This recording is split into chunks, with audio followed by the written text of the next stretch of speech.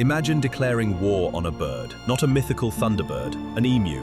Tall, feathery, perpetually confused, and very fast. Welcome to Western Australia, 1932, the Great Emu War. Spoiler, the emus won the headlines, and very nearly the war.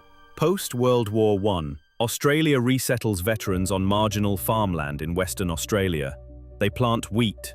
Then the emus arrive by the tens of thousands, migrating after breeding season and discover a buffet.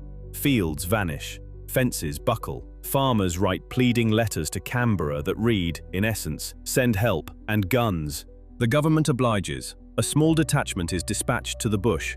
A major, a couple of soldiers, and 2 Lewis machine guns with crates of .303 ammunition. It is less an army and more a very determined field trip.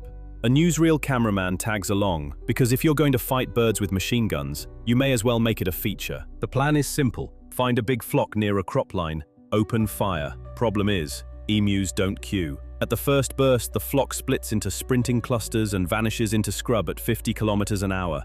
The guns judder. The birds weave. The hit rate is tragic. For the crops, not the emus. Aha, say the soldiers. Birds must drink. They set up an ambush at a water source. Hundreds of emus approach. The gunner squeezes the trigger. The gun jams. The birds scatter like school children at the word homework. A handful fall. Most do not. The cameraman gets excellent footage of dust. New idea. Mount a gun on a truck and chase them across the paddocks. The truck bounces over ruts. The gunner tries to aim while discovering the suspension was designed by a prankster.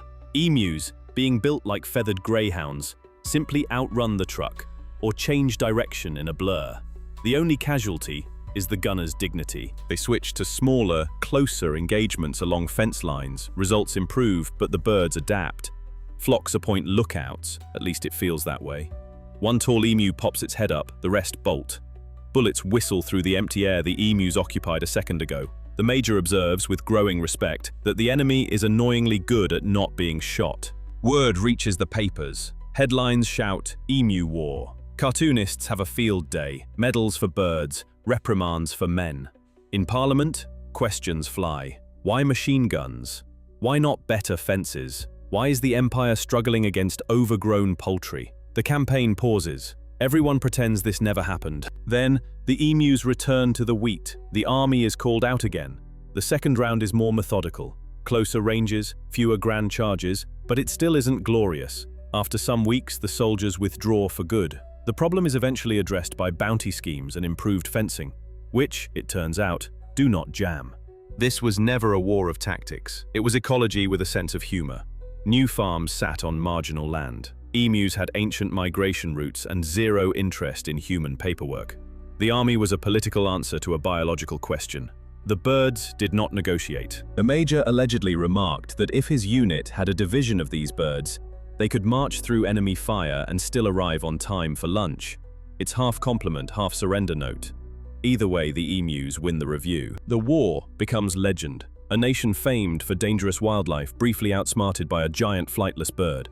Farmers remember ruined crops. Historians remember a set of lessons. Don't solve pest control with publicity. Don't use heavy weapons where fences will do. And never fight a creature that treats sprinting as a lifestyle. So, that was the one where Australia lost to birds. No treaties signed, no monuments raised, just an enduring punchline and a very smug emu. If that ruffled your feathers, please subscribe.